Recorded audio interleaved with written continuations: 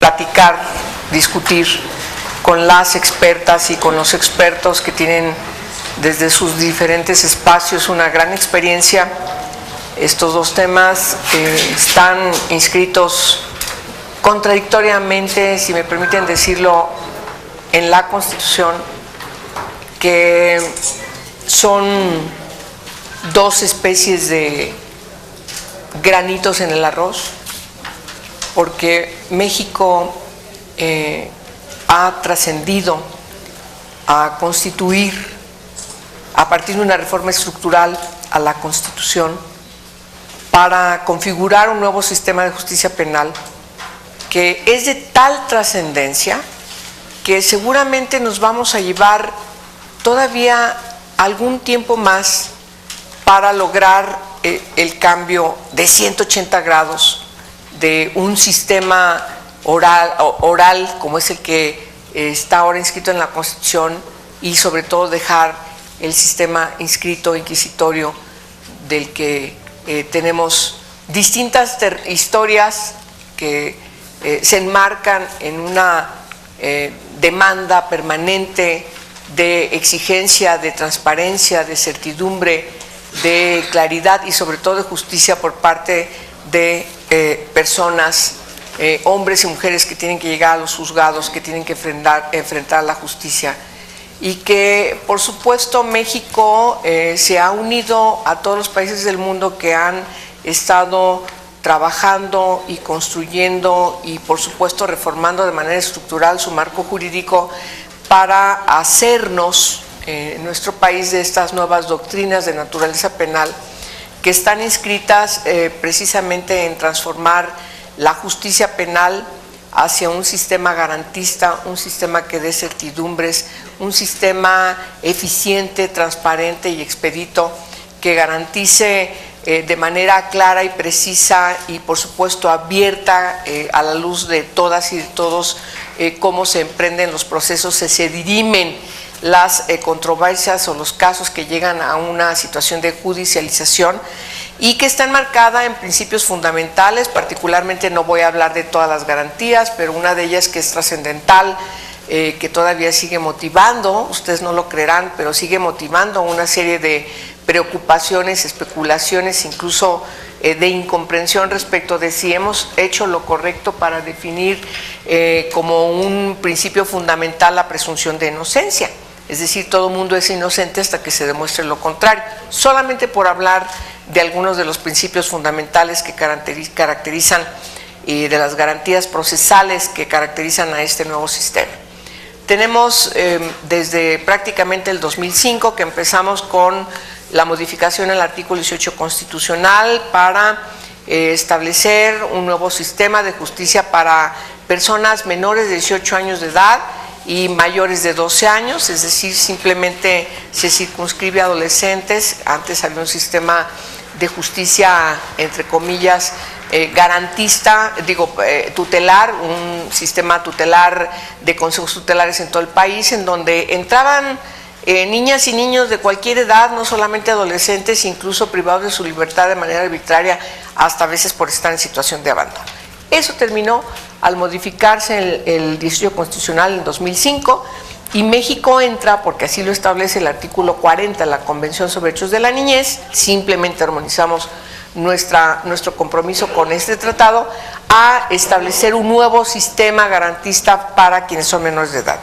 Después concreta el Congreso permanente una reforma trascendental en 2008 y se otorga a todas las autoridades, a los tres poderes de la Unión, una vacatio legis de 8 años para que México pudiera entrar de manera plena, después de cumplirse esta vacatio legis, a un nuevo sistema garantista al debido proceso legal, este nuevo sistema de justicia penal, que hoy, después de un año de haber entrado en vigor, todavía sigue dándonos lata.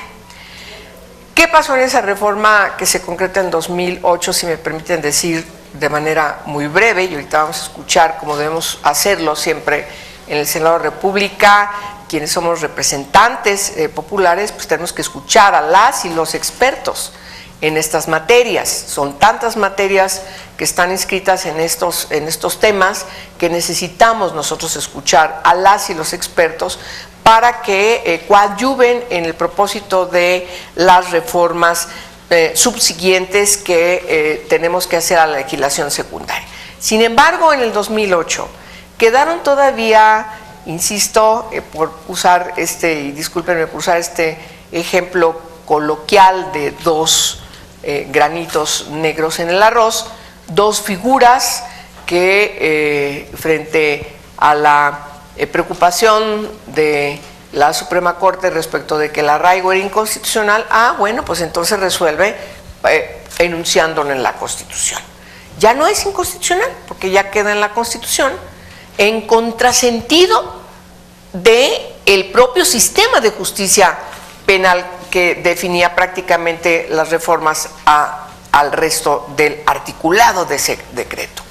El arraigo queda inscrito ahí como un pegoste en el artículo 16 de nuestra Constitución, y desde entonces se ha estado señalando que es un contrasentido porque lo único que provoca es precisamente que el sistema no se aplique de manera irrestricta. Pones en arraigo a una persona cuando lo que se tiene que hacer es precisamente garantizar todas las garantías procesales para imputados y para víctimas. Cumplir con los principios generales, como dice el artículo 20 de la Constitución, que caracterizan al propio sistema, y en todo caso trabajar hacia la eficiencia de quienes son las y los operadores del sistema para que no tengan que recurrir al arraigo y entonces finquen en la investigación las responsabilidades que prueben que una persona no es inocente. Bueno, esos grandes cambios hoy tienen todavía allí el arraigo como un impedimento para llegar plenamente a la vigencia de este sistema de justicia penal, que ya entró en vigor desde hace más de un año, pero también tenemos otra figura, la prisión preventiva oficiosa, que va enmarcada también en lo mismo. Es seguir arrastrando preceptos del sistema inquisitorio que debiéramos quitar de la Constitución. Hemos impulsado distintas iniciativas, hemos recibido distintas iniciativas también de las organizaciones defensoras de derechos humanos, de especialistas en la materia, de quienes están desde los espacios de la abogacía, no solamente desde la doctrina, también desde la abogacía, desde el ejercicio de la profesión, en este caso como abogados, defensores de víctimas. Hemos también escuchado las exigencias de que estos dos preceptos se quiten de la Constitución, que siguen siendo dos grandes obstaculizadores que en lo concreto impiden poder tener una evaluación puntual de la eficiencia del propio sistema. Siguen recurriendo a ellas en vez de que se inicien, como deben ser, como dice la Constitución y las leyes secundarias, pues las investigaciones criminalísticas que nos permitan efectivamente atender estas garantías procesales definidas en nuestra Constitución. Por eso el tema, en el marco de esta discusión que estamos dando para lograr que el sistema no tenga retrocesos con reformas constitucionales que se conviertan literalmente en contrarreformas, porque hay una preocupación, no digo que sea no legítima, de parte de operadores que están preocupados porque tienen que cumplir la Constitución, tienen que mostrar expertise que no se demuestra, y entonces siguen presionando a que quizás en México el Congreso permanente quizás exageró en los enunciados de la Constitución.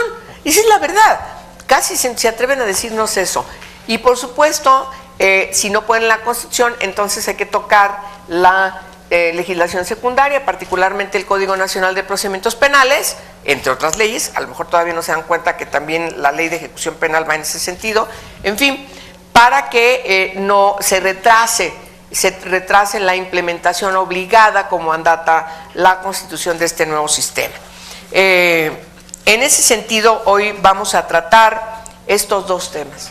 ¿Qué pasa con el precepto que está ahí, del arraigo, cuáles son sus consecuencias en lo concreto a partir de la visión, de la experiencia de quienes hoy me acompañan en este foro, y también qué pasa con la prisión preventiva oficiosa y qué constituye en lo concreto en el ejercicio de la abogacía, en el ejercicio de seguir fincando responsabilidades a quienes se les tiene que fincar, qué pasa en lo concreto en el nuevo sistema. Y por eso agradezco mucho que me acompañen hoy quienes están acá al frente. En principio voy a pedirle a la maestra Cecilia Toledo Escobar, habiendo yo hecho esta introducción, pues que ella tenga su participación. Cecilia es maestra en Derechos Humanos por la Universidad Iberoamericana, además es licenciada en Relaciones Internacionales por el ITAM. Sus áreas de investigación se han centrado en el ámbito de los derechos humanos y también en los temas de género. Es importante señalar que ella ha formado parte de organizaciones importantes como investigadora, como es el caso de Fundar. Ha escrito muchos artículos en las materias de las cuales ella es experta. Publicó un cuadernillo, El uso e impactos del arraigo en México. Eso indica que tiene entre su expertise el estudio de las consecuencias del arraigo, de tal manera que tiene una experiencia más allá de México que nos permite tener también un enfoque desde lo que pasa en América Latina y cómo lo ve desde México. Actualmente ella es investigadora del programa de investigación Género, Derechos Humanos y Políticas Públicas, en donde está desarrollando un proyecto sobre rendición de cuentas en el acceso de las mujeres a los servicios de salud pública, por supuesto desde un enfoque de los derechos humanos y claro, desde la perspectiva de género. Por favor, Cecilia, si eres tan amable. Muchas gracias. Te escuchamos. Gracias, bueno, buenas tardes a todas, todos.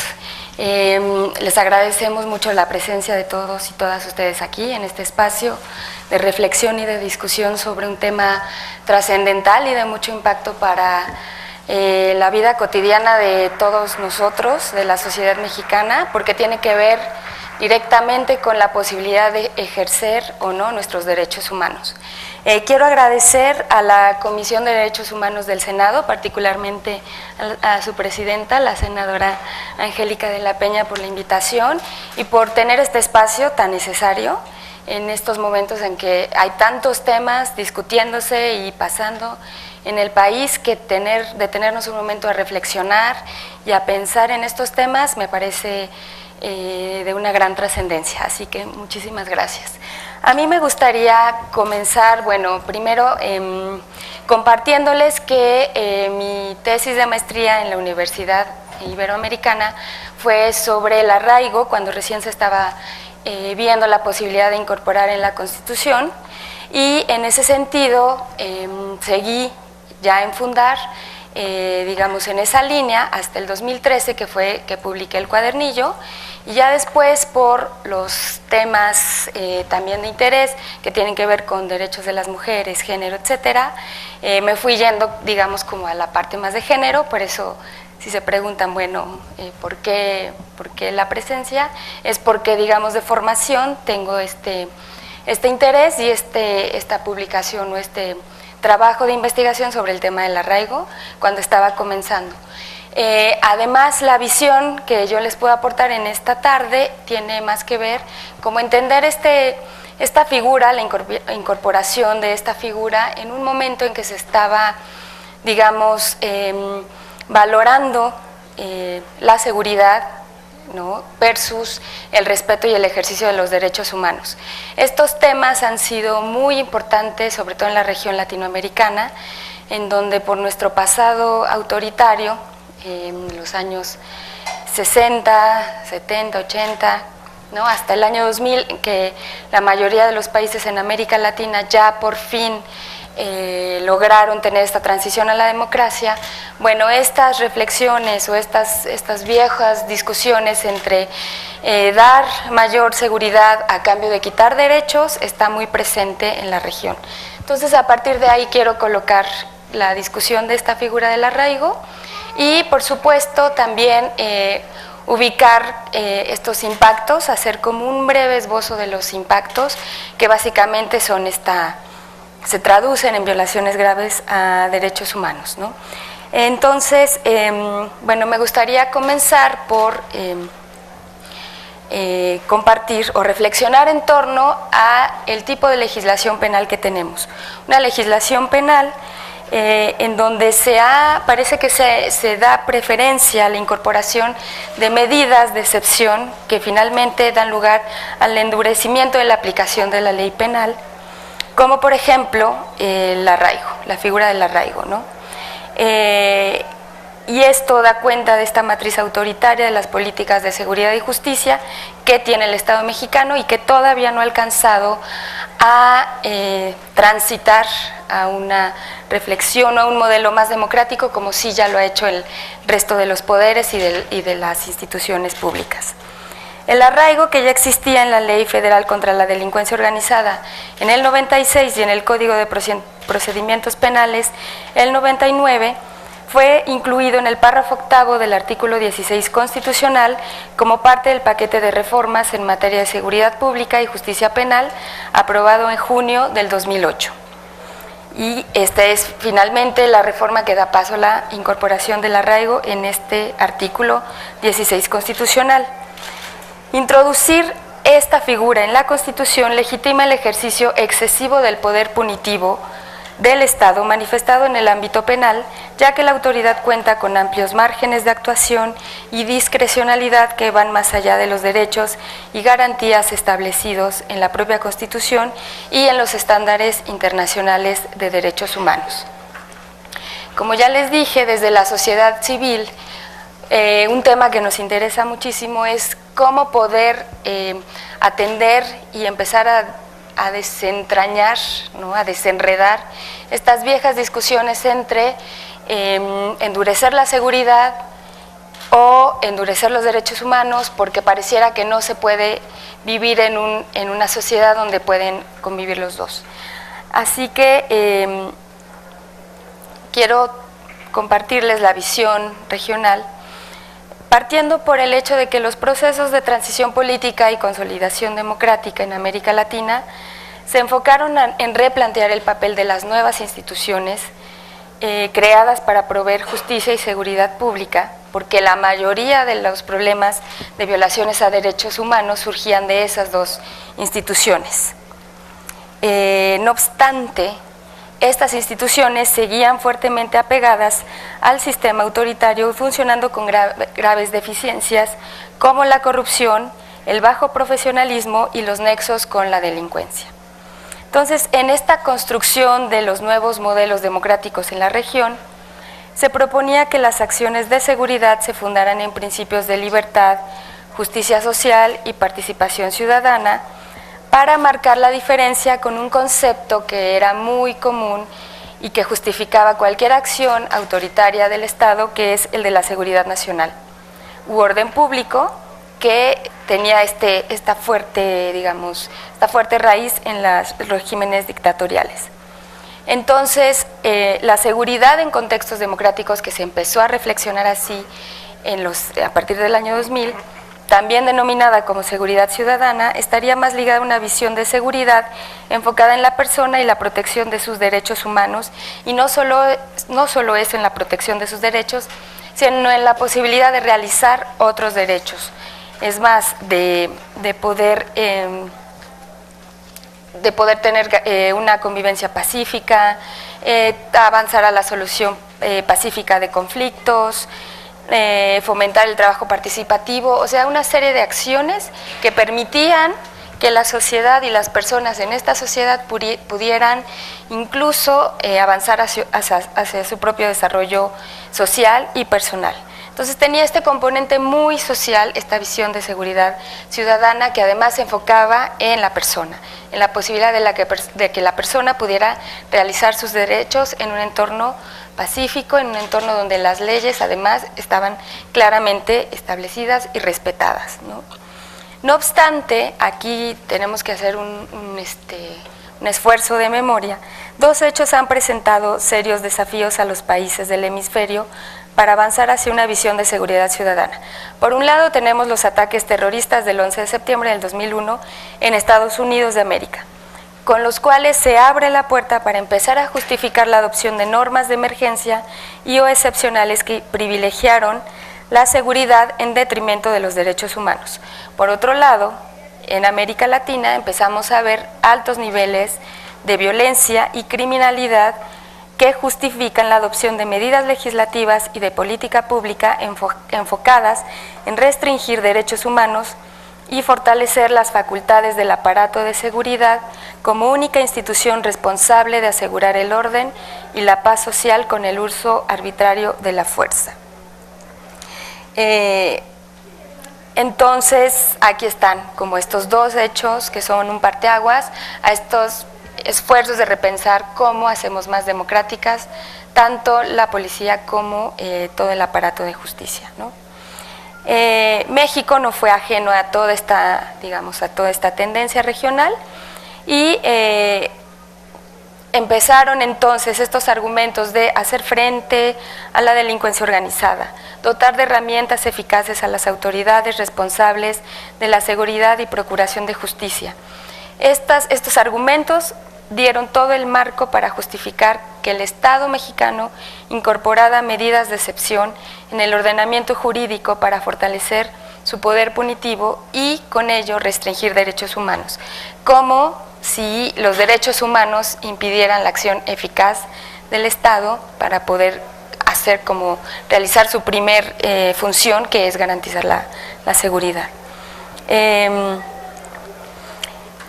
Un dato para ilustrar esto: en 2013 la CNDH reportó que la Secretaría de la Defensa Nacional, la Procuraduría General de la República y la Policía Federal fueron las dependencias federales que recibieron mayor número de quejas de violaciones a derechos humanos, que incluían detenciones arbitrarias, tratos crueles, inhumanos y degradantes, intimidación, uso arbitrario de la fuerza.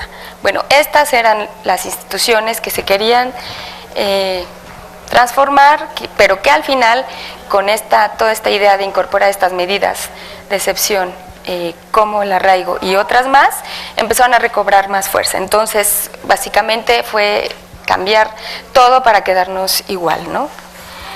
No voy a hacer el recuento de la incorporación de todo el proceso legislativo, ¿no? Sino nada más me centro que ya en el 2008 se incluye el arraigo cuando estaba durante la presidencia de Felipe Calderón y se planteaban estas modificaciones a diversos artículos de la Constitución para establecer reglas específicas para el proceso penal en los casos de crimen organizado y reglas para el dictado de órdenes de arraigo en los casos de delitos graves y delincuencia organizada. Desde el 2008, el uso del arraigo se consolidó como una medida de excepción para perseguir y combatir la delincuencia organizada y los delitos graves, por lo menos hasta el 2016, que, como mencionó la senadora, era cuando se acababa el plazo e entraba en vigor el nuevo sistema de justicia penal, bueno, el que ahorita existe. Precisamente el ejercicio de reconstrucción legislativa permite identificar esta tendencia autoritaria del Estado mexicano para garantizar la seguridad manifestada por el endurecimiento de las leyes penales que fortalecen este poder de fuerza, ¿no? Hacen un desequilibrio mayor de fuerza del Estado frente a los derechos y garantías de las personas. Me gustaría ahora brevemente hablar sobre algunos impactos del uso del arraigo, ¿no? No sé si en este momento alguien se acuerda, justamente cuando recién se incorporó la medida e incluso si nos vamos unos 3, 4 años atrás, estábamos acostumbrados todos a escuchar de manera cotidiana en los medios de comunicación que al menos una persona estaba siendo arraigada, ¿no? Casi diario sabíamos y escuchábamos que alguien estaba arraigado y el término se estaba normalizando incluso entre todos y todas nosotras, ¿no? Pero a todo esto, ¿no? Una de las reflexiones que apuntó este trabajo, que ahora les comparto, es ¿qué tanto conocemos de la efectividad de esta medida para combatir el crimen organizado? ¿Es posible que se arraiguen a personas inocentes? ¿qué pasa con las personas durante el periodo de arraigo? Nada de esta información se sabía, ¿no? Sabíamos que se estaba arraigando y nada de esto, no se sabía qué pasaba con esta figura, si funcionaba o no, porque además era una iniciativa que estaba claramente impulsada desde el Ejecutivo. Lo curioso es que en 2011 yo rescaté una afirmación de un exfuncionario de la PGR que aseguraba que a nivel federal, o sea, en 2011 estamos hablando 3 años ya de haber sido utilizada la figura, esta figura no solamente está vigente, sino que tiene un alto índice de eficacia, ya que cerca del 90% de los casos logran ser consignados y encausados procesalmente. No obstante, el procurador, que en ese momento era Jesús Murillo Caram, decía que desde el 2008, desde que inició la figura, se ha dado un abuso en la aplicación del arraigo en los últimos 4 años, ya que de un total de 4,000 órdenes solo se consignaron 200. Esto es más o menos una proporción como del 5%, es decir, bajísimo, ¿no? Entonces ahí uno sigue sin entender, bueno, ¿por qué se continúa con esta figura si en términos de eficacia tampoco parece que está dando estos resultados, ¿no?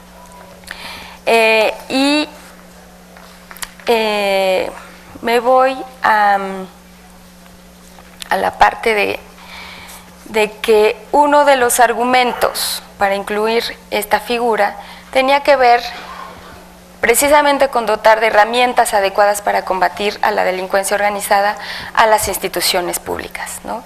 Es decir, que se le dieran todas las facilidades a los agentes del Ministerio Público para que pudieran realizar su trabajo.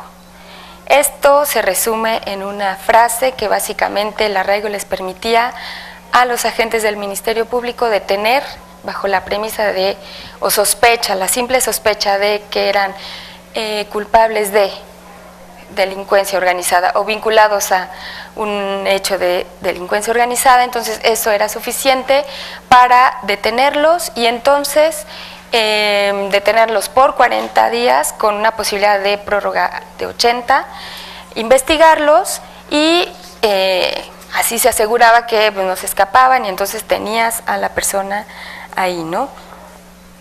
Entonces, pero curiosamente,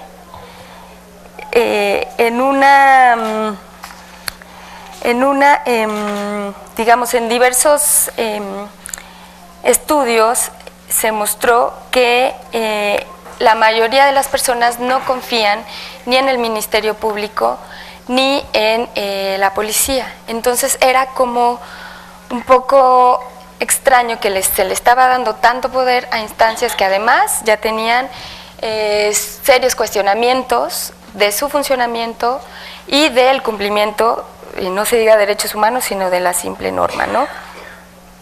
Me gustaría citar una información que dijo el Subcomité para la Prevención de la Tortura en una visita a México que hizo en 2010, en donde mostraba o describía en una visita a un centro de arraigo que la mayoría de las personas se encuentran en un estado de indefensión y vulnerabilidad, ya que están incomunicadas de sus abogados y familiares.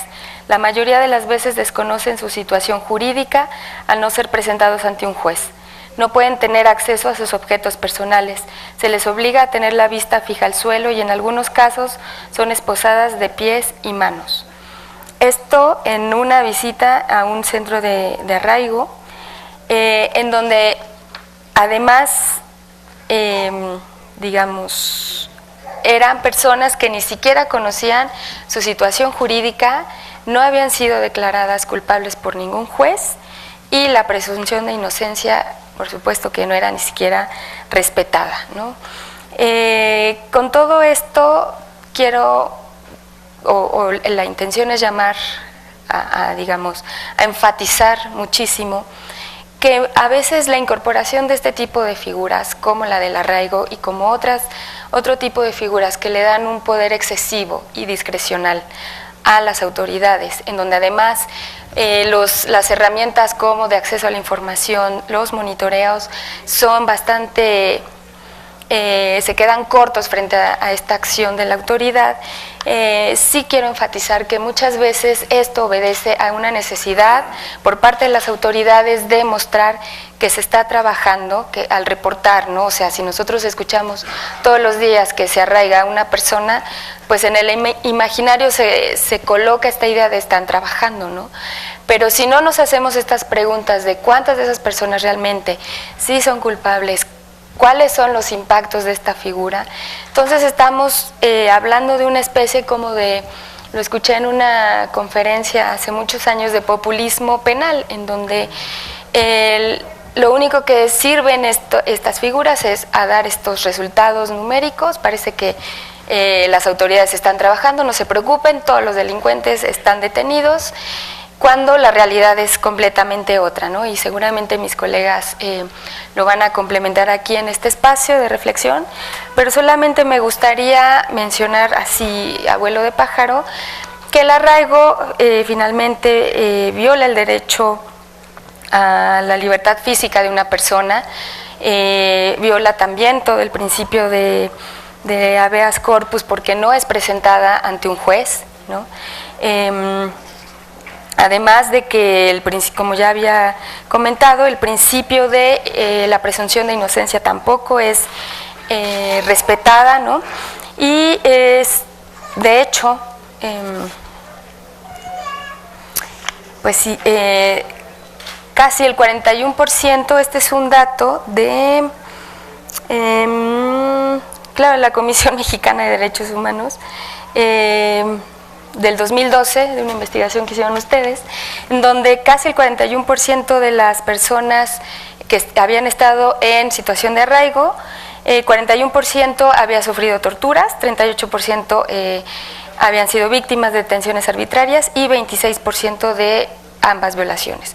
Lo que nos da cuenta es que esta figura, además de estas violaciones a estos derechos, genera a su vez violaciones graves. Estamos hablando de tortura, estamos hablando de detenciones arbitrarias, o sea, estamos hablando de una figura cuya aplicación no genera más que violaciones graves a los derechos humanos. Y bueno, nada más comentar que han sido numerosas los organismos convencionales y no convencionales de derechos humanos que ya han llamado al Estado mexicano a eliminar la figura, ¿no? Desde el 2002, el Grupo de Trabajo sobre la Detención Arbitraria fue el primer organismo que sostuvo que el arraigo penal era una detención arbitraria, cuya implementación evidenció que se trataba de un tiempo que utiliza el Ministerio Público para realizar las investigaciones y recabar pruebas como en una especie de preproceso, pero que no se da ante el juez. Es una cita de uno de estos informes, ¿no? Y ¿qué perspectivas tenemos al futuro, ¿no? Ya con esto cerraría mi intervención. Pues yo creo que está ahorita como toda la posibilidad, ¿no?, de poder empujar a que se erradique la figura, a quitar la figura del arraigo de la Constitución política, a evitar también como la inclusión de cualquier figura que sea regresiva de las garantías del debido proceso, de los derechos humanos que sean similares a la del arraigo, ¿no? Y que mientras se sigan dando además estas discusiones, mientras la sociedad civil también esté incluida en estas reflexiones, yo creo que podemos empujar a que esto se logre, ¿no? Pues ya en el año que queda. Bueno, muchas gracias. Gracias. Muchas gracias, Cecilia. Bueno, voy a presentarles al doctor José Antonio Guevara Bermúdez. Él estudió la carrera de Derecho en la Universidad Iberoamericana y tiene el doctorado en Derecho por la Universidad Carlos III de Madrid, España. Es miembro del Sistema Nacional de Investigadores, el nivel 1. Cuenta con un importante número de publicaciones y ha dictado en México y en el extranjero diversos cursos, así como conferencias sobre derechos humanos, derecho penal internacional y derecho internacional humanitario. Ha ocupado varios cargos con responsabilidades relevantes en materia de derechos humanos en instituciones académicas, autónomas de gobierno, así como también de organizaciones no gubernamentales. Actualmente es director ejecutivo de la Comisión Mexicana de Defensa y Protección de los Derechos Humanos y desde junio del 2014 es miembro del grupo de trabajo sobre la detención arbitraria del Consejo de Derechos Humanos de la Organización de las Naciones Unidas. Como pueden ver, es un experto en la materia, nos da mucho gusto que un mexicano como él forme parte de este grupo de trabajo. Deberíamos sentirnos orgullosas y orgullosos de que podamos estar en este consejo y sobre todo alguien con la expertise de José Antonio, a quien me da mucho gusto pasarle la voz para que nos ilustres con tu intervención. Muchísimas gracias, senadora, y no me canso de reconocer y de celebrar tu interés personal por todos estos temas que México necesita cambiar, todas estas prácticas políticas y leyes que son contrarias al Estado de Derecho y a las obligaciones de México en derechos humanos. Te agradecemos de verdad mucho porque ha sido la puerta de entrada al Senado de la República para muchas organizaciones y personas que estamos interesados en promover estos temas, y yo no puedo más que reconocer tu incansable compromiso y trabajo por promover los derechos humanos desde la función legislativa. La verdad es que todavía no termina tu periodo como legisladora, pero estamos aterrados de lo que pueda venir y que esta puerta no sea abierta de la forma en la que tú nos has permitido venir a compartir contigo propuestas, iniciativas y fomentar discusiones sobre temas complejos. Me parece que este es uno de esos temas. Hace unos días un grupo de organizaciones, Así Legal, el IJPP, la Comisión Mexicana, que formamos parte de un observatorio ciudadano del sistema de justicia, conjuntamente con más de 70 organizaciones de la sociedad civil, presentamos un estudio sobre el arraigo en México, la forma tan absurda en donde se pretendió resolver un problema de constitucionalidad y de violaciones a derechos humanos que la Suprema Corte de Justicia reconoció en el año 2005 al analizar la legislación penal del estado de Chihuahua, y la forma en la que nuestros legisladores en el 2008 decidieron que se resolvían esos problemas de violación a la presunción de inocencia que ya mencionaba Cecilia, a la violación al derecho de acudir o de poder ser presentado de inmediato ante un juez para que conozca la legalidad de la detención, para que se resuelva de inmediato el asunto penal del que se te acusa, el derecho a la debida defensa y a la presunción de inocencia que ya dije. Pues decidieron que eso se resuelve pues, poniéndolo en la Constitución, lo cual es completamente absurdo y fuera de toda lógica, pero como vemos en políticas de seguridad en este país, la lógica es lo único que no impera, la evidencia empírica, los análisis de quienes están en el día a día defendiendo y protegiendo derechos humanos no son considerados, porque como ya dijo mi antecesora, lo que se busca es hacer pura demagogia punitiva penal. Entonces, con estas disposiciones legales completamente contrarias a derechos humanos, pero que pareciera que hace que las instituciones trabajen, pues creen que le están dando seguridad a la ciudadanía.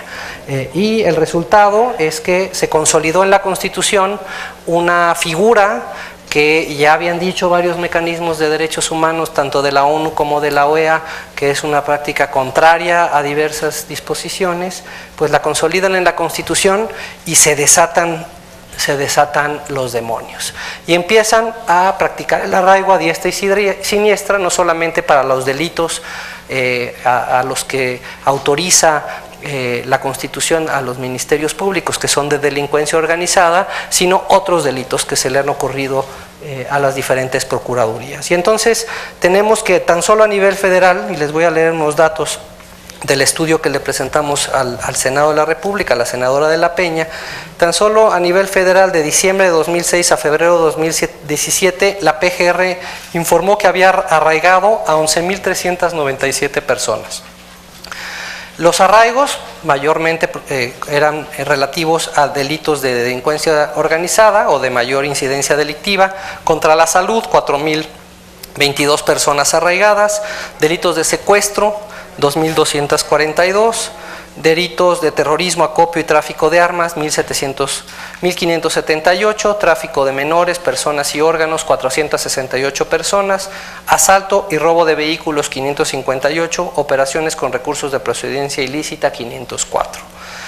Además, se nos informó que otros delitos, por ejemplo, 17 personas fueron arraigadas por delitos de servidores públicos, otros 28 arraigos fueron relacionados con delitos contra la economía pública, delitos fiscales 16 órdenes de arraigo, delitos contra la vida, la integridad o la seguridad de las personas dictaron 6, y en materia de derechos de autor, marcas, propiedad intelectual, 869 personas fueron arraigadas, y algunos delitos bancarios, 11 órdenes de arraigo. Entonces vemos que lo que la Constitución mandataba, que era para la delincuencia organizada, pues dijeron, bueno, ya que estamos en estas, podemos utilizarlas para otras cosas a conveniencia.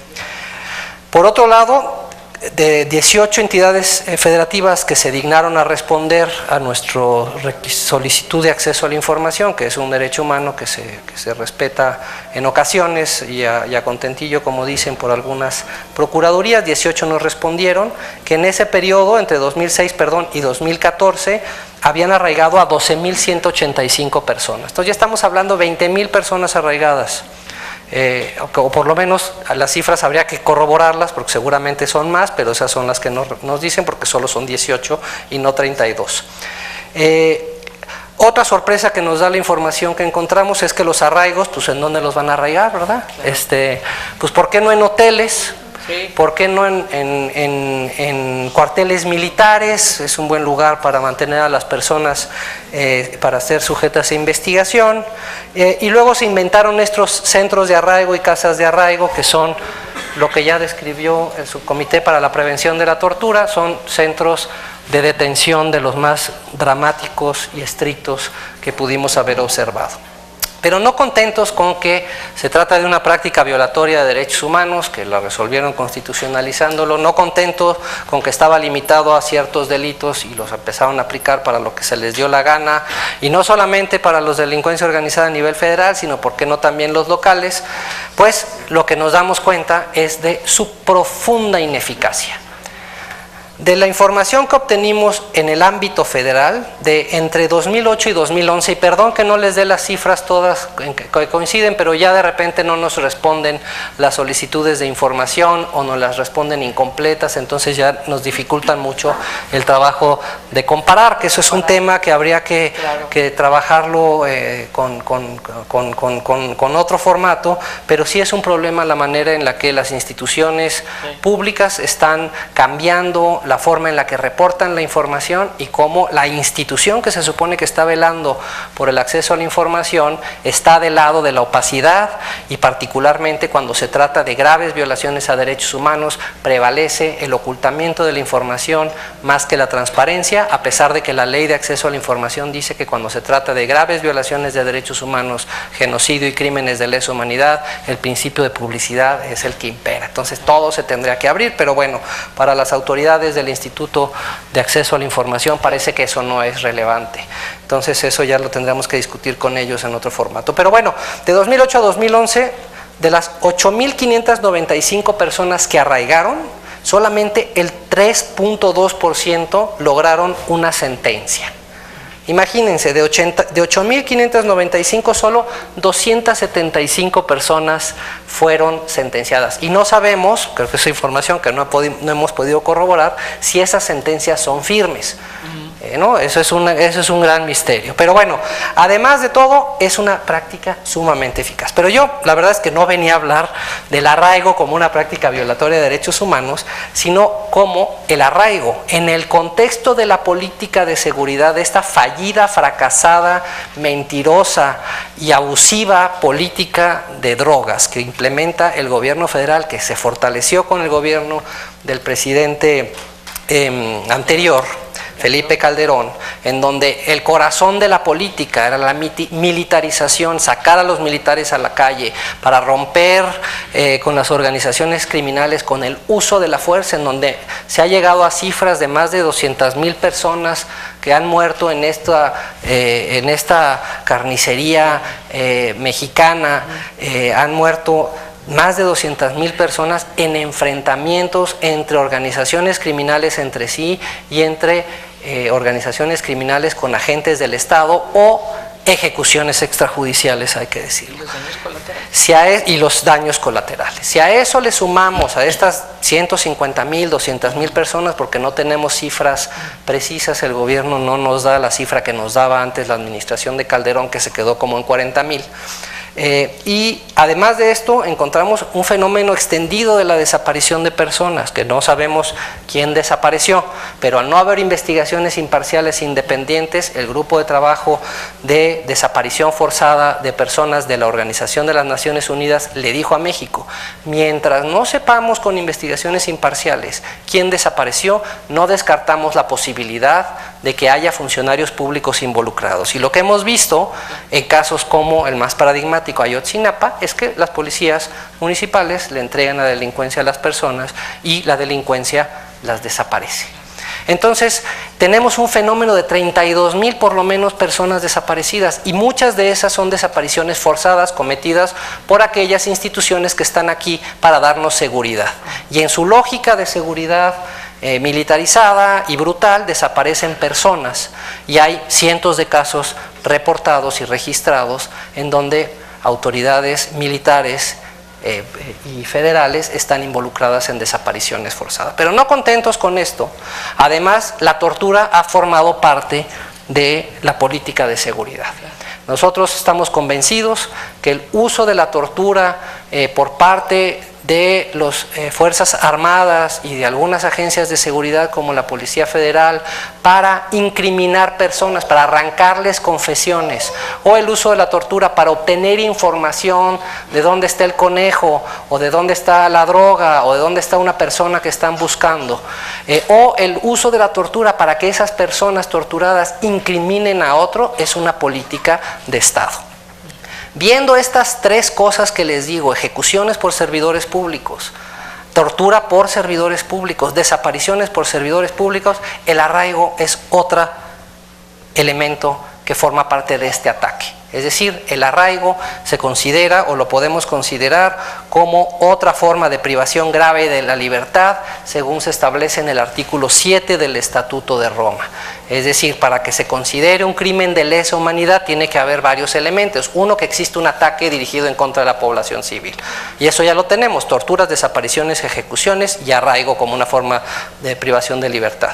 Además, que el ataque se dirige en contra de la población civil, pues las víctimas, en la mayor parte de los casos que se han reportado y registrado por la Comisión Nacional de Derechos Humanos y que hay recomendaciones, son personas comunes y corrientes como ustedes, como yo. No estamos en un conflicto armado, y aunque estuviéramos en un conflicto armado, no puede considerarse una persona que está bajo custodia de la autoridad, que tiene un estatus que le priva su derecho humano a ser respetado de su integridad física.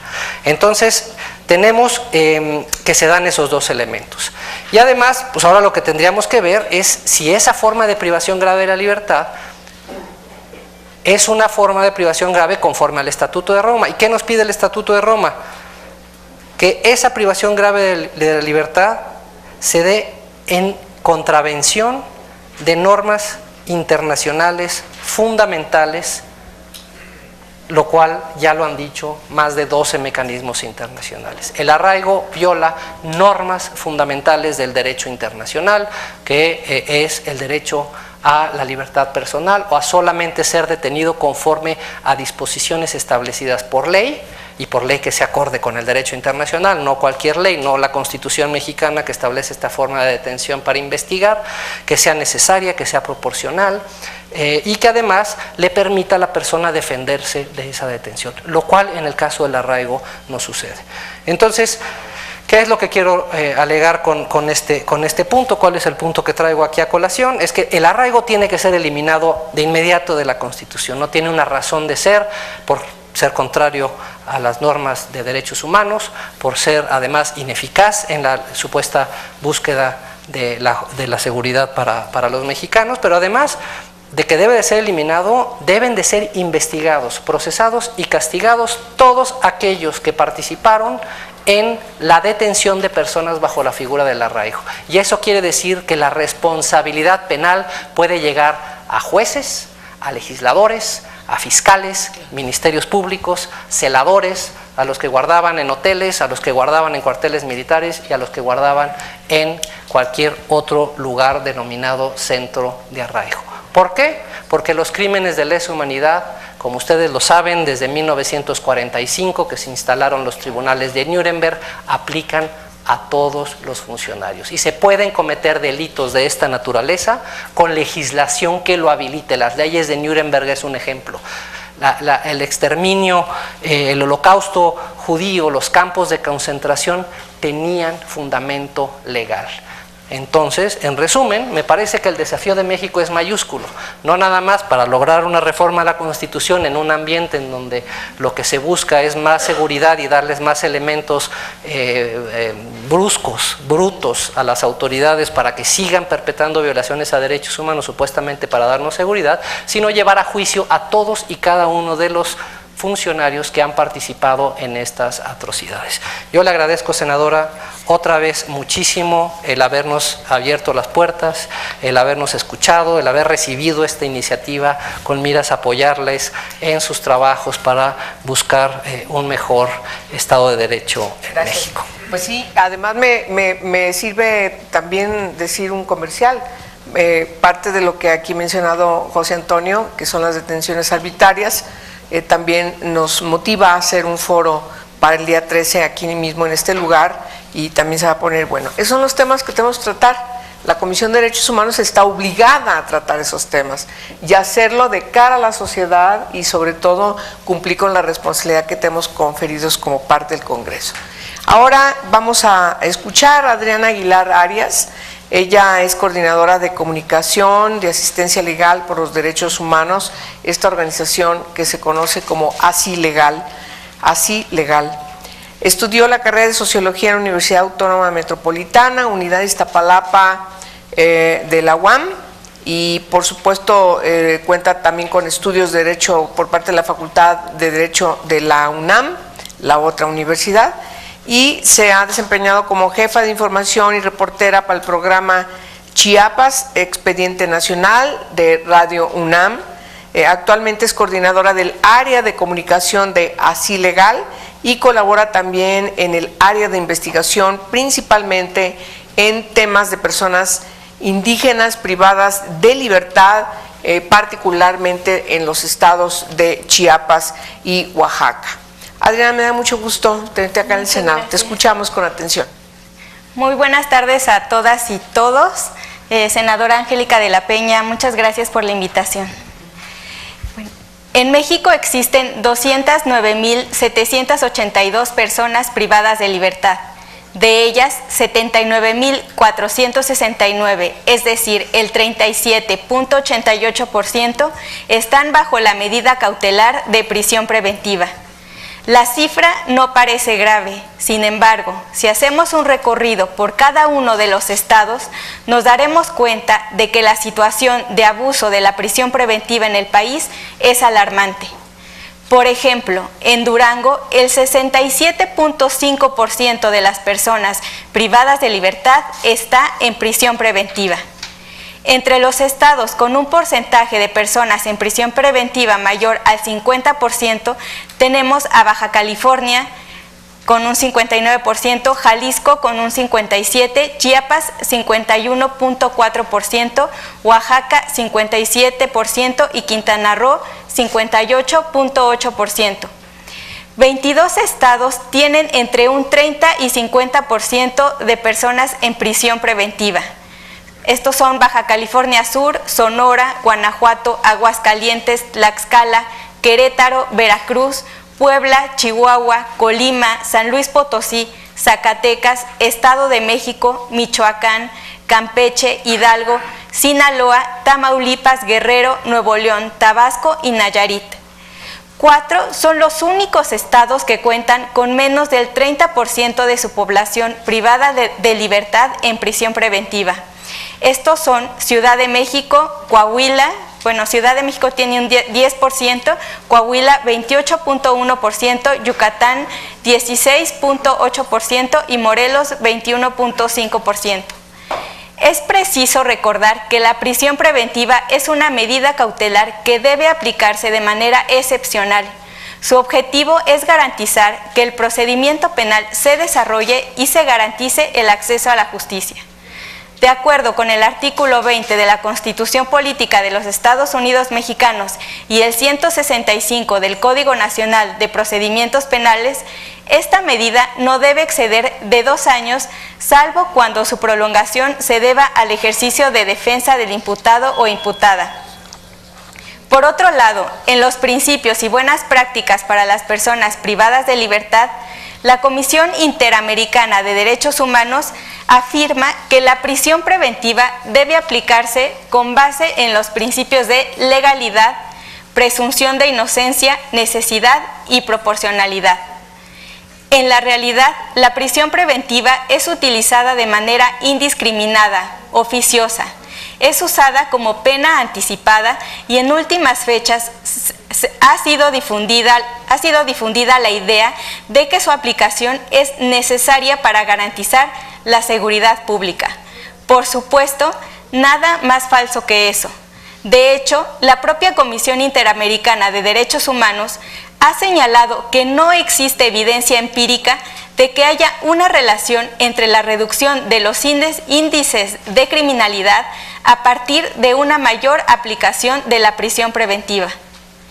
El abuso de esta medida cautelar, lejos de beneficiar a algún sector, lo que genera es sobrepoblación y hacinamiento dentro de los centros de reinserción social. El hacinamiento y la sobrepoblación están vinculadas a su vez con el alto índice de violencia al que se ven expuestas las personas privadas de libertad. Es de vital importancia señalar que además de los altos porcentajes de personas en prisión preventiva a nivel nacional y estatal, la situación se agrava aún más en casos de sectores vulnerables como las personas indígenas y las mujeres. A nivel nacional, el 37.7% de los hombres privados de libertad se encuentra en prisión preventiva, mientras que en el caso de las mujeres el porcentaje asciende a 40.9%.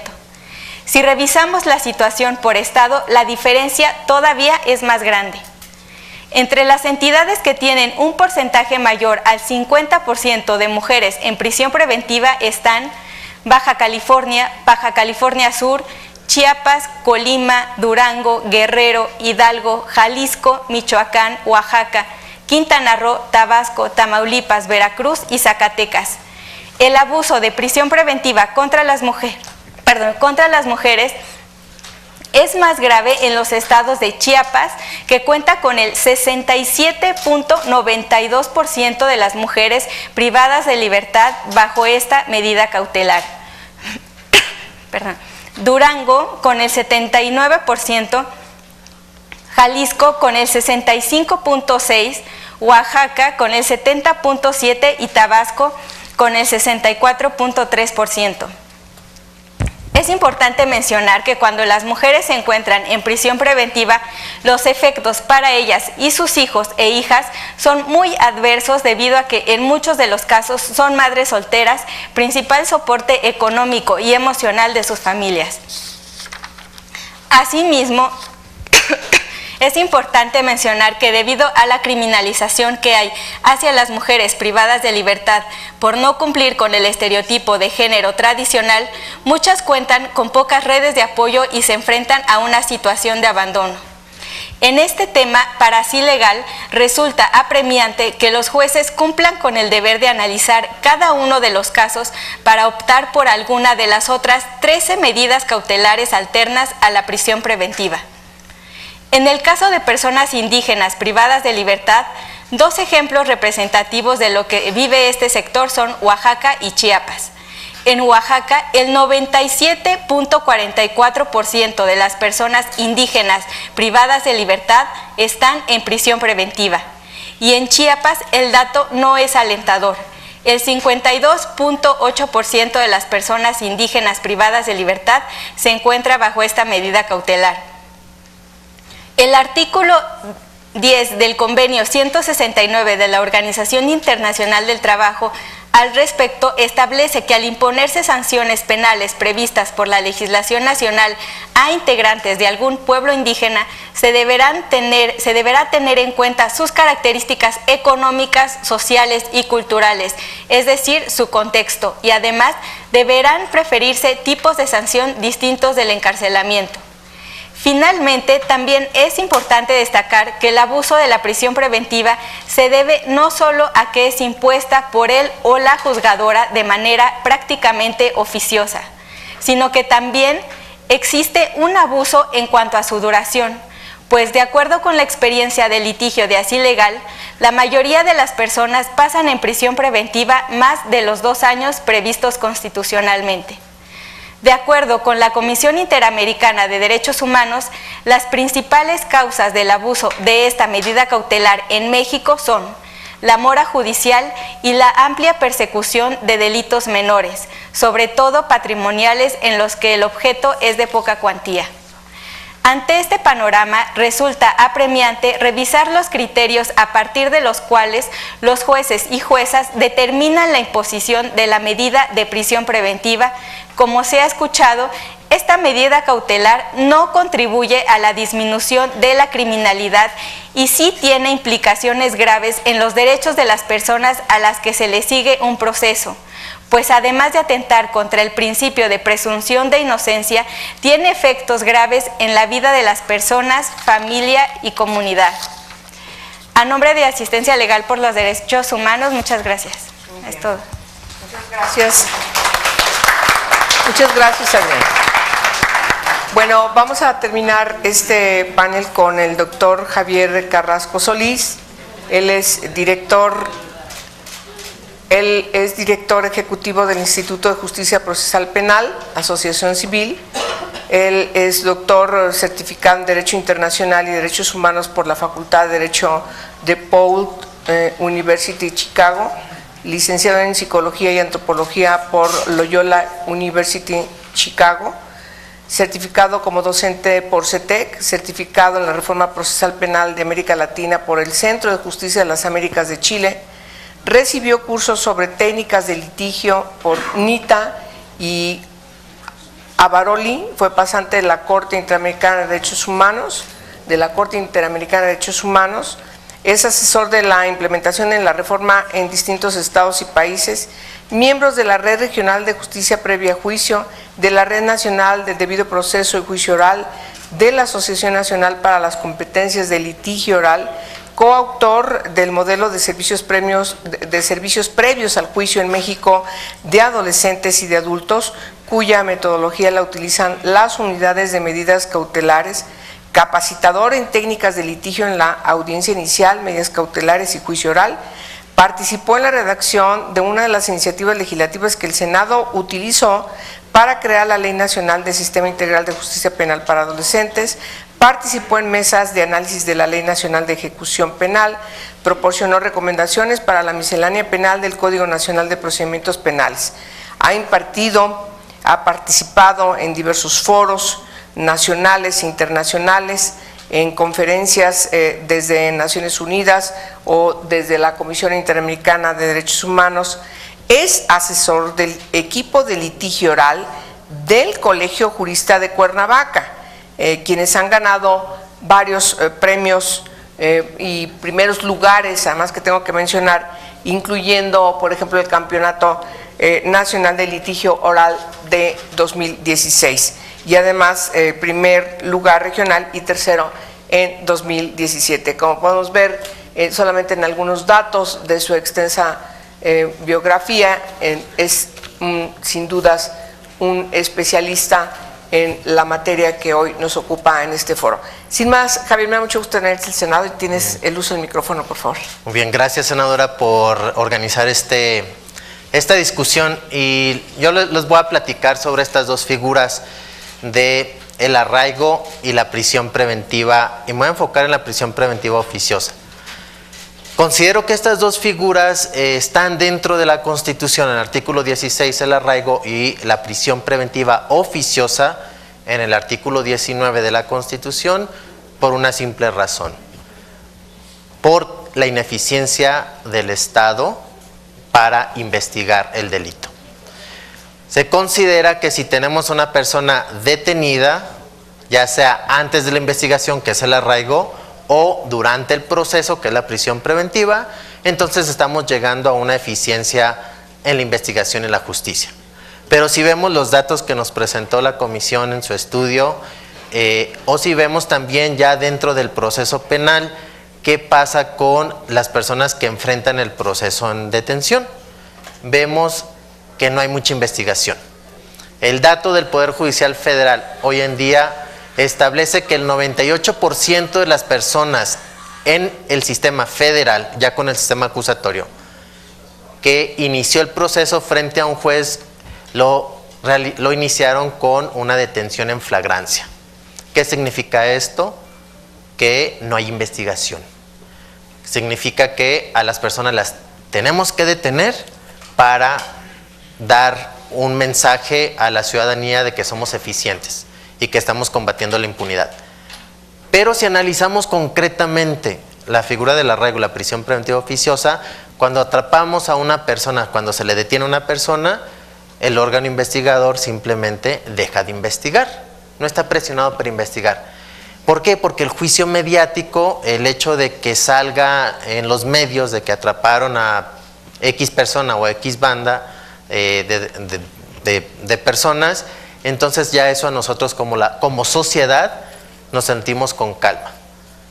Es como tenemos sed de venganza, la autoridad nos dice ya lo detuve, ya está frente al juez y todo el mundo ya está tranquilo. Y no le damos seguimiento 6 meses, un año o 2 años para ver si verdaderamente el Ministerio Público logró vencer la presunción de inocencia y logró una sentencia condenatoria. Eso ya no lo vemos. El 25% de las causas a nivel federal en el sistema acusatorio son absoluciones. Entonces, si tenemos estos datos en conjunto, no hay una investigación real en el sistema acusatorio y tenemos el mismo problema del sistema tradicional en este sistema. No hay investigaciones reales. Por eso hay un movimiento social importante en el cual las organizaciones, creo que todas las que estamos acá presentes, exigimos que exista una fiscalía independiente, una fiscalía que verdaderamente atienda las necesidades de la investigación. Y aparte, que no sea un pase automático, aunque no sé si eso es muy político, pero bueno, lo vamos a mencionar, ¿no? ¿Por qué? Porque estamos preocupados que la impunidad solamente se va a contrarrestar con la investigación seria, objetiva y eficaz. Pero estamos acostumbrados a hacer justicia con tener una persona encarcelada, o a extraerle la información, a torturarlos, o si no cooperan, pues desaparecerlos.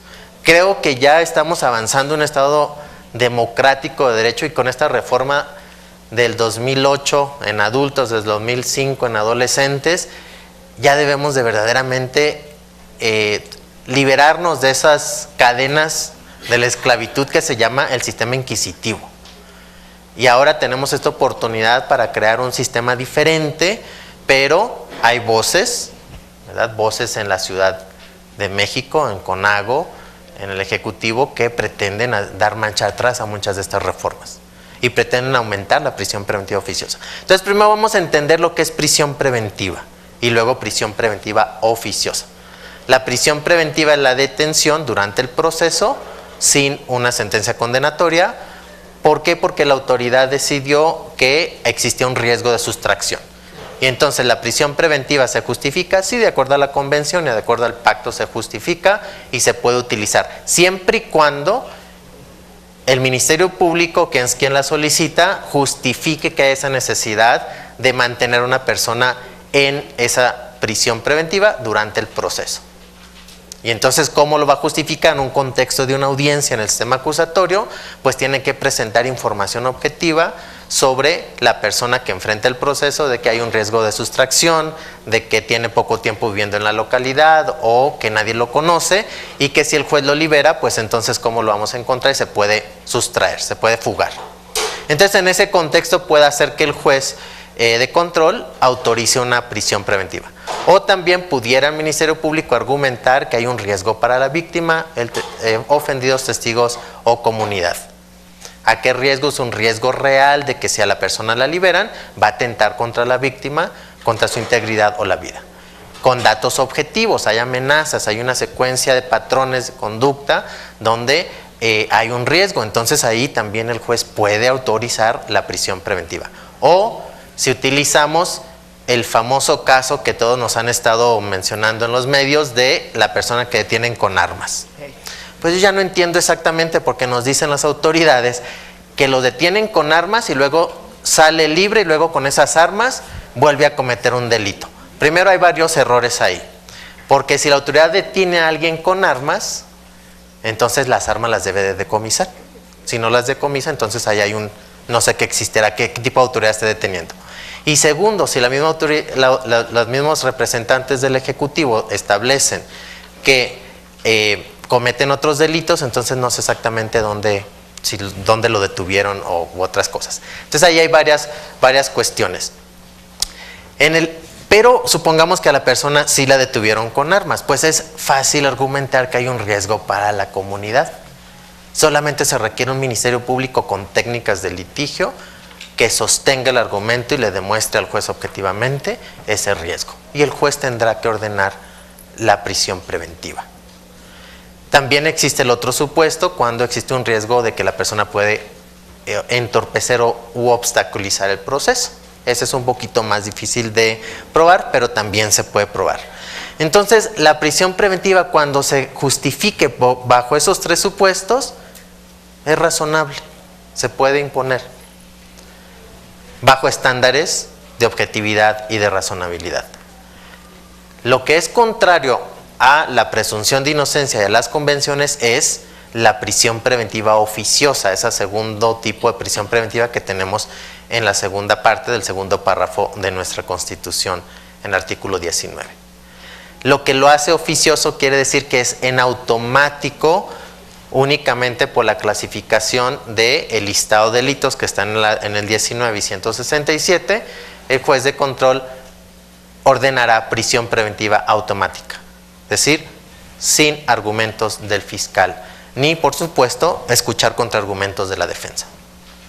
Ahí es donde, escuchando al doctor de la comisión, también pudiera ser la prisión preventiva oficiosa como un delito atroz de lesa humanidad. ¿Por qué? Porque no hay oportunidad para defenderse. Solamente el legislador decidió que por esta serie de delitos se impondrá la prisión preventiva oficiosa. Y entonces aquí es donde vamos contrarios a la convención, contrarios a la presunción de inocencia, contrarios al principio de contradicción. ¿Por qué? Porque el Ministerio Público únicamente lo clasifica, la defensa no tiene oportunidad de contradecir y el juez tendrá que ordenar prisión preventiva oficiosa. Entonces tenemos toda esta serie de conductas. La Comisión Interamericana sobre Derechos Humanos, en su informe del 2013 sobre el uso de la prisión preventiva en las Américas, da varias recomendaciones. Una de ellas es eliminar la prisión preventiva por el tipo de delito, es decir, eliminar la prisión preventiva oficiosa de la legislación. ¿Qué es lo que ha hecho el Estado mexicano en el 2013 a la fecha? 1, no la ha eliminado, y 2, en vez de eliminar, quiere aumentar. Entonces va contrario a la lógica del sistema convencional del que somos parte. La Comisión Interamericana y la Corte Interamericana en diversos casos han establecido que el imponer prisión preventiva oficiosa o prisión preventiva únicamente por la clasificación del delito es imponer una pena anticipada. Es decir, es un castigo antes de una sanción. Y ese castigo antes de una sanción viola la presunción de inocencia porque una prisión preventiva es una medida procesal, es cautelar. Entonces ahí tenemos un gran problema. Cuando se estaba redactando el Código Nacional, se creó todo el capítulo de los diferentes tipos de medidas cautelares, la forma de procedencia, el momento procesal en que se debe de debatir y la forma en cómo se debe de solicitar y probar la necesidad cautelar, artículo 168 al 170. Y después también se creó otra figura, la unidad de medidas cautelares para apoyar a que el Ministerio Público, la defensa, el asesor de la víctima tengan información de calidad y objetiva para el debate cautelar. Y ahí el juez de control tenga la información suficiente para determinar qué medida o medidas va a imponer. Y también la figura del supervisor en libertad, que una vez que el juez libera a estas personas, entonces hay un funcionario público que supervisa el cumplimiento de las medidas cautelares. Las unidades que nosotros hemos apoyado a crear y a fortalecerlas en la capacitación, hasta el día de hoy están reportando que más del 90% de las personas que enfrentan el proceso en libertad cumplen con la medida cautelar, es decir, regresan a sus audiencias, no ponen en riesgo a las víctimas, no interfieren con el proceso. Ese es un dato objetivo, 90% están cumpliendo. Cuando a veces asumimos como sociedad o como autoridades que si a la persona la liberan, ya no la vamos a volver a ver en la audiencia, ¿sí? Y se va a ir, y se va a cometer otros delitos y va a ser una puerta giratoria. Eso de la puerta giratoria también no sabemos ni cómo es ni cómo se mide, pero suena muy bonito en los medios, ¿no? Pues es muy gráfico y vemos que la gente entra y sale, pero no vemos exactamente que sale con una medida cautelar, que está bajo una vigilancia de un supervisor, que ese supervisor le está llamando, le está visitando para que no se acerque a las víctimas, para que acuda a las audiencias y esa persona regresa a las audiencias. Hay muchas historias de éxito de estas unidades, pero las unidades están trabajando con muy poco recurso. Hay otra voz que ha dicho que es necesaria la prisión preventiva oficiosa porque las unidades no están fortalecidas. Estoy de acuerdo con la segunda parte, las unidades no están fortalecidas porque simplemente no le han puesto el recurso. Pero yo cuestiono en el 2008, cuando se creó la prisión preventiva oficiosa, el legislador permanente y las autoridades en turno no tenían conocimiento de la existencia de las unidades de medidas cautelares, porque esas apenas las estábamos creando, la primera en Morelos en adolescentes, y era un piloto. Entonces, no se puede decir hoy, en el 2017, que necesitamos como condición, ¿verdad?, la prisión preventiva oficiosa porque estas unidades no están creadas. En todo el continente no existe la prisión preventiva oficiosa y tampoco existen las unidades de medidas cautelares. La reforma en Chile, en Argentina, en Colombia, ¿se está cayendo? Yo creo que no, ¿no? La evidencia dice que no. Pero aquí en México partimos de la desconfianza y reitero el punto con el que inicié. Se utiliza la prisión preventiva oficiosa y el arraigo por la ineficiencia de la investigación del órgano persecutor y el órgano de investigación. Es ahí donde le tenemos que apostar. No podemos tener un sistema acusatorio y una presunción de inocencia si no tenemos un órgano de investigación fuerte y serio y objetivo. De lo contrario, vamos a seguir jugando a que hacemos justicia y lo que vamos a terminar es una serie de graves violaciones a los derechos humanos. ¿Por qué? Porque queremos venganza o queremos dar una impresión de que somos eficientes en el sistema. Pero mientras tengamos estas dos figuras en nuestra Constitución, el sistema no va a llegar a ser eficiente. Y eso es lo que debemos de cuestionar a nuestros legisladores, a nuestras autoridades en turno, y como sociedad también entender lo que es la presunción de inocencia, porque es muy bonito y los abogados y abogadas lo entendemos. La sociedad tal vez no lo va a entender, de que una persona la detienes y se presume inocente. Y se debe presumir inocente. Legalmente se presume inocente. Pero ahora entonces, ¿cómo entendemos estos principios y cómo los llevamos a la práctica en las audiencias y en todo el aparato de investigación? Tenemos que fortalecer este aparato de investigación para poder ser respetuosos del debido proceso y la presunción de inocencia. Muchísimas gracias. Claro, muchas gracias. Bien, pues muchas gracias, Javier. Claro, tengo algunas preguntas rápido en un minuto. Quisiera que lo contestaran. Ay, un minuto, no, 2 minutos.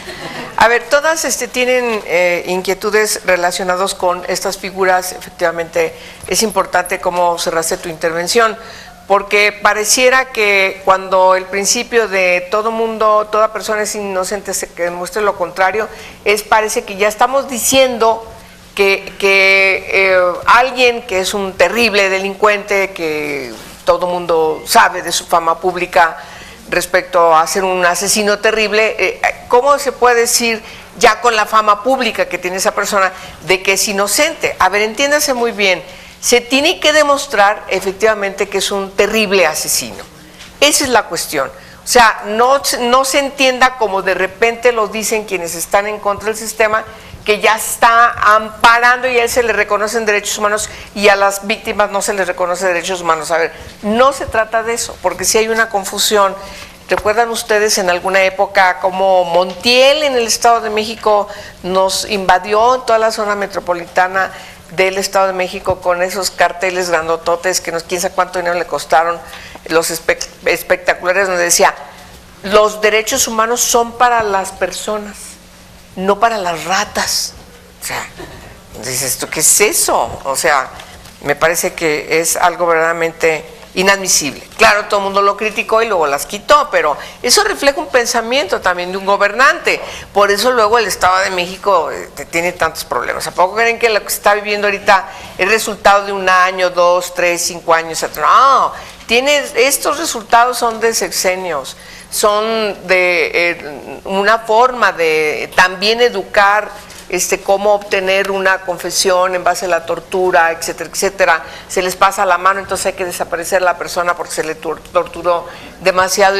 Es decir, miren, cuando decimos, por ejemplo, en la ley, cuando discutimos la ley contra la tortura, era clave identificar que una de las herramientas fundamentales para prevenir la tortura es saber qué pasa cuando tiene una persona, que esté video grabada cuando tiene una persona, levantada formalmente, cómo la detienen, a qué horas, etcétera, etcétera, las condiciones, cómo se detiene esa persona y cómo se entrega finalmente hacia la autoridad. Porque en el ínter efectivamente puede ser torturada y puede ser desaparecida. O sea, estamos hablando además de otro delito.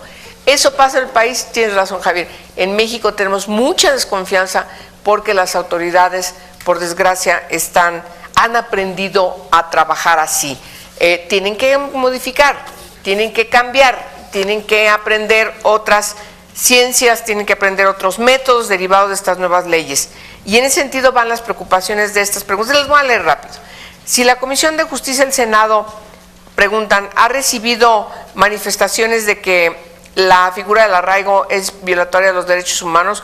¿Por qué no ha actuado en consecuencia? Bueno, la Comisión de Justicia, de la que yo también formo parte, yo no puedo hablar en nombre de ella, soy una integrante ahí, pero sí el tema está tratado también en la Comisión de Justicia, pero principalmente donde tenemos que sacar el dictamen es en la Comisión de Puntos Constitucionales.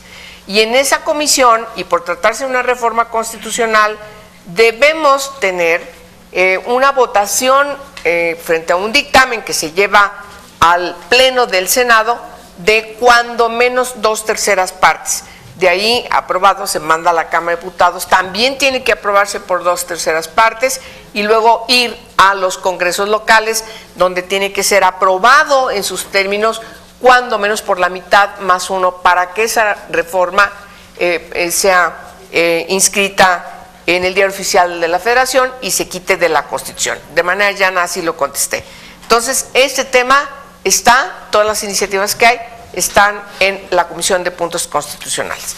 Ahora, bueno, ya contesté yo esa, pero viene la otra. ¿Qué nos espera a los mexicanos si realmente no hay un apoyo o un órgano contundente, creo que dice órgano, contundente para defender nuestros derechos humanos y realmente nosotros, los estudiantes de Derecho, realmente hacer valer nuestros derechos y realmente yo como estudiante creo que si el derecho rebasa la justicia, debo luchar por la justicia. Bien. Luego, ¿por qué en México no investigan como en las películas de Estados Unidos? Nos dice aquí también los que tienen miedo, fíjense la reflexión, llegan a preguntar a los domicilios de sospechosos. Los que tienen miedo sí cooperan con información. Los que no tienen miedo no le dan información a los investigadores para que el ministerio busque otros mecanismos. Bueno, ok. De acuerdo a la información ¿Cuándo creen ustedes que se quite la figura del arraigo? Pues ya lo dije, es un asunto de voluntad política, los grupos parlamentarios. Hay una reticencia del PRI. ¿Cuál es el beneficio del arraigo? Aunque ya priistas de la Cámara de Diputados nos dijeron que sí están de acuerdo. Entonces, parece que ahí vamos. Este tipo de foros también sirven para que sensibilicemos a nuestros colegas de la importancia de que ya resolvamos este problema. ¿Cuál es el beneficio del arraigo? Según por el cual se contempla en la Constitución, y cuál es el costo al Estado que tiene al arraigar a una persona. Es una pregunta interesante. ¿Dónde puede ser consultado el estudio sobre el arraigo en México, presentado por el doctor Guevara? ¿Dónde pueden consultarse los demás estudios presentados por los otros ponentes? Pues, bueno, en la página de la Comisión Mexicana para la Protección y Defensa de los Derechos Humanos. Ya se fue Gabriel como para que podamos ver aquí en el internet la página, pero en la página de la comisión ahí están y otros estudios más que la verdad es muy interesante bajarlos, cualquier persona lo puede hacer, y en el caso de lo que ustedes han hecho igual, hace rato vimos, aquí está, miren, la de Así Legal también, aquí tiene una serie de documentos que también han publicado. Y ustedes ahorita que tomen la palabra lo dicen.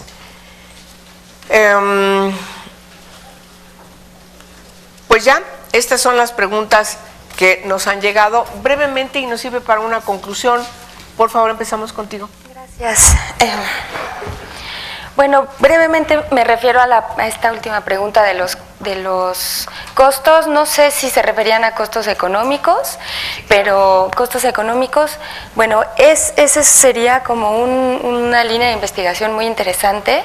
Ahí podemos utilizar la herramienta del acceso a la información o el análisis presupuestario, que es algo herramientas las dos que en Fundar utilizamos mucho, solo que en este momento digamos que ese enfoque no está como tan incorporado dentro de los proyectos, pero yo invito a los estudiantes, a las personas que están aquí presentes a que hagan esas solicitudes de acceso a la información preguntando cuánto cuesta, por ejemplo, el mantenimiento de un centro de arraigo, ¿no?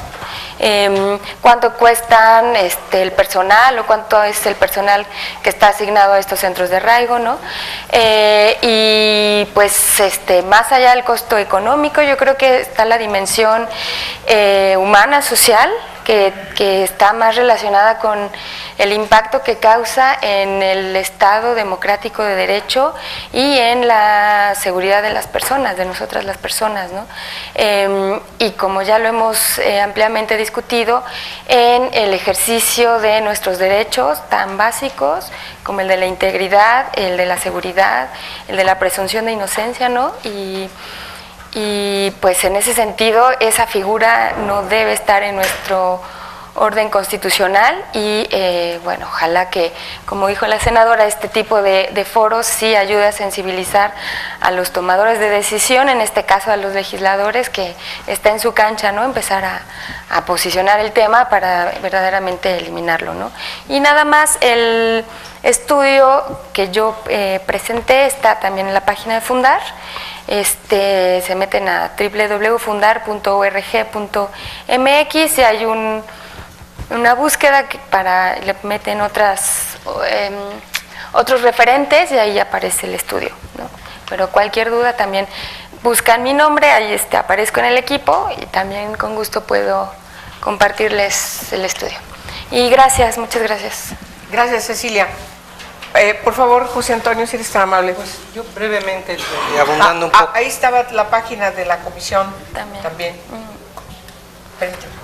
Brevemente abundando en lo que dijo Cecilia, yo creo que los costos del arraigo son costos que son inconmensurables. La erosión al Estado de Derecho ha sido muy patente, ha generado una pereza inmedible de las instituciones para investigar y el daño que le produjeron a miles de personas, porque el arraigo no solamente fue esa figura de 80 días en el mejor escenario, Muchas de estas personas, miles de ellas, fueron procesadas penalmente en procesos larguísimos que las procuradurías deliberadamente, bajo la concepción de querer demostrar a la sociedad que tenían a los culpables, prolongaban los procesos con pruebas ilícitas, torturas confesiones arrancadas por tortura, etcétera, etcétera. Tuvieron a las personas privadas de libertad por 5, 6, 7 años. Entonces el arraigo es la puerta de entrada para una cadena de violaciones de derechos humanos que se han cometido en México. Entonces esto es una medida pequeña que hay que tomar para empezar a recomponer todo el sistema de procuración de justicia en el país. Nuevamente, senadora, muchísimas gracias por la invitación. ¿Quiere usted hacer una pregunta? Sí, senadora, rápidamente. Quiero compartir algo que me tocó vivir hace unas 2 semanas. Sí. Yo soy delegado en México de la nueva Federación de Derechos Humanos. Mi delegado en el Estado me manda a llamar por una razón importante. Fue la detención del famoso guachicolero del Estado de Puebla. Acudo, es un domingo por la noche. Aquí lo interesante de los compañeros defensores de derechos humanos, a usted y a los expertos, es lo siguiente. La Marina ingresa a las 2:18 de la mañana de domingo a su domicilio, operativo en helicóptero, un evento relevante, fue algo relevante. La Marina y la Fiscalía del Estado ingresan al domicilio del señor. La familia me narra todo ahí afuera de la Fiscalía. Se llevaron perfumes, retratos, alhajas, dinero. Fue rapiña, como muchos operativos suceden, entre el ejército, entre la Marina y la Fiscalía del Estado. Bueno, aquí lo interesante, por lo que fui llamado, no tanto por la rapiña del operativo, como quiera, a veces llevaron pantallas, llevaron radios, no importa. Lo grave fue la detención de una menor de 15 años, su hija. La Marina entra a las 2:18 de la mañana y hasta las 7:15 del mismo domingo, pero ya en la noche, más de 12 horas, los tuvieron detenidos, privados de su libertad, adentro de su propio domicilio. La Marina ahí cenó, ahí desayunó, ahí comieron. O sea, el caso es el abuso de la autoridad. Bueno, si ya lo tienes detenido, llévalo y preséntalo a la Fiscalía del Estado. No te quedes 12 horas o más en su casa haciendo cosas que sale, aparte de la tortura que recibió el señor. Ahora, mi pregunta para los expertos.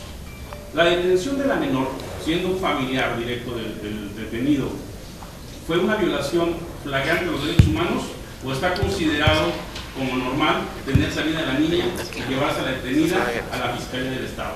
Ese es el comentario que quería compartir con ustedes. Muchas gracias. Muchas gracias. Bueno, sirve un poco también para que podamos contestarle a usted. Está claro, es una menor de edad, ¿no? Pero bueno, ahorita vamos a empezar. Adriana, ¿sí eres tan gentil? Bueno, solamente que como ciudadanía me parece que es muy importante comprender el impacto que tienen muchas veces los mensajes que se envían desde el gobierno, digamos, en particular con la cuestión de la prisión preventiva, de relacionar la seguridad nacional, nuestra seguridad, con el hecho de que una persona se encuentre privada de libertad sin que exista un proceso en el que se haya comprobado su culpabilidad. Entonces, bueno, a mí me parece que como ciudadanos y ciudadanas tenemos que estar muy atentos y atentas a eso, ¿no? A no dejarnos, digamos, como engañar. Y nada más. Muchas gracias. Vamos a cerrar con Javier, por favor. Ok, bueno, primero atendiendo la pregunta sobre la persona de 15 años de edad, en la Ley Nacional de Justicia para Adolescentes, artículo 164, está listado de los hechos tipificados como delitos en los que únicamente por esos puede haber una detención. En los demás, lo que debe de hacer es, si no está en ese listado, deben de buscar a los padres inmediatamente para entregarle a los padres, aunque ya estaban detenidos, pero al tutor. Entonces, en ese caso, no sé qué, creo que no, ahí hay una violación a los derechos de la persona, ¿no? Y más si la retienen por tanto tiempo. Inmediatamente hay que llevarla a la autoridad. Si no están los padres o los tutores o ellos están detenidos, entonces la Procuraduría de Defensa de Niñas, Niños y Adolescentes debe de entrar para velar por los derechos de esa persona. Segundo, los estudiantes, ¿qué deben de hacer? Aprender bien el sistema acusatorio y los derechos humanos. Porque son ustedes quien van a heredar este sistema y son ustedes los que van a litigar y lo van a defender. ¿Sí? Ahorita con las contrarreformas deben de entender completamente qué es lo que implica. Y las contrarreformas, estas propuestas que nos están vendiendo por la tele de prisión preventiva oficiosa no es lo único. Hay cosas que vienen atentando contra la columna vertebral del sistema acusatorio. Y algunos expertos dicen, está mejor el sistema escrito a lo que quieren hacer con esas contrarreformas. Ojo, ¿qué otra viene? La Ley de Seguridad Interior. ¿Qué es eso? Es legalizar el ejército en la calle para que haga las funciones policiales. Eso también está atentando contra todos nuestros derechos. Y por el último punto, hay un centro de detención en Ciudad Juárez y otro en Chihuahua que le denominan el Guantanamito. ¿Quién está ahí? Son personas que ya excedieron los 2 años de la prisión preventiva oficiosa y les aplican, para que no se les corra, el arraigo domiciliario o la sujeción domiciliaria. Que esa medida cautelar debe de ser en su casa, o sea, domicilio en su casa, no en un centro penitenciario. Ese es un centro penitenciario que lo estableció la administración pasada de Chihuahua. Nosotros alertamos a la administración que entró de Corral y les dijimos, inmediatamente tienes que cerrar eso. Ahí siguen. ¿Sí? Son como más de 100 personas en estos centros de detención. Ellos no le llaman prisión preventiva, dicen que es sujeción domiciliaria, pero es una cárcel con barrotes y celdas, con guardias afuera, con armas. Entonces, tenemos muchas... Y hay mucha creatividad. Algunos estados están creando la prisión preventiva oficiosa en sus códigos penales, como Coahuila. ¿Sí? Coahuila modificó su código y ahí estableció un listado de algunos delitos. Entonces es, para no decir que están legislando en cuestión procesal, dicen que es una cuestión penal y entonces ahí lo meten. Entonces hay que estar atentos como expertos, como activistas, como personas interesadas en los derechos humanos, como estudiantes de derecho, para alzar la voz y para apoyarnos entre todos los colectivos que estamos moviendo muchos temas, apoyar a los legisladores y las legisladoras para que proponerles, como aquí con la senadora, le entregamos información y ella se encarga de hacer las propuestas y apoyarnos entre todos, porque no podemos seguir fomentando un Estado autoritario de derecho. Así es. O sea, debemos de fomentar un Estado democrático de derecho y para eso estamos aquí. Así es. Para eso están las organizaciones y las expertas y los expertos que deben ser escuchados siempre por quienes estamos en los espacios de decisión, quienes estamos en los espacios de poder, porque la toma de decisiones pueden tener un impacto trascendental para lograr seguir avanzando en la construcción de esta democracia que todos nos merecemos en el país, o para retrocesos que nos lleven a una situación verdaderamente inadmisible, no solamente de gran frustración, sino además de una gran inestabilidad, incluso social. Hoy tenemos un país es preocupante ver cómo ha crecido efectivamente diversas formas de violencia y tenemos que ponernos a trabajar todos y todas juntas. Y es importante romper la barrera de que las organizaciones de la sociedad civil, la academia están allá y nosotros en el Senado, en la Cámara de Diputados, el gobierno, estamos en la luna. Yo creo que eso no puede ser. Tenemos que buscar romper esa barrera invisible que impide que haya, como debe pasar en cualquier democracia, esta relación armónica, holística, dialéctica entre las organizaciones de la sociedad civil, la academia, quienes manejan los temas de manera experta, porque se dedican a eso, a estudiar metodológicamente cada uno de los temas de manera científica, docta, cada uno de los temas que nosotros debemos tomar en consideración. Simplemente para agregar el caso de la niña de 15 años, la adolescente de 15 años. Además, es necesario mencionar que el catálogo que menciona Javier, que es muy claro y preciso, también tenemos que decir que por ser persona menor de edad, tiene que ser atendida por una autoridad especializada. Los ministerios públicos comunes y corrientes no están facultados, así se la ley. Tienen que ser ministerios públicos especializados, o en el ámbito local, el fuero común, o en el ámbito federal. Si en ese momento no hay uno en el ámbito federal, por la celeridad, por la necesidad de dar una respuesta, por ser una persona menor de edad, en función del interés superior de la niñez, incluso puede tomar el caso rápido para que no quede circunscrita una detención arbitraria por un Ministerio Público Federal. Y en el caso de los jueces igual, tienen que ser especializados. Es algo que insistimos mucho, es algo que no pasa, todavía hay muchos pendientes, pero es importante que se visibilicen. Lo que no queremos es más hechos de ese tipo. ¿Qué es lo que va a pasar con un buen abogado defensor? Una persona que a lo mejor se demuestra que tiene culpabilidad, como el caso de este u otro señor, es que con estas irregularidades que afectan el debido proceso legal, simplemente regresa a su casa y eso es muy frustrante. No queremos que eso pase. Queremos que sea una justicia transparente y que acate de manera debida la ley. Cuando pasan este tipo de irregularidades, ahora precisamente porque la Constitución nos mandata a actuar de otra manera totalmente distinta, pues con una buena defensoría puede incluso caerse los casos y eso es verdaderamente terrible.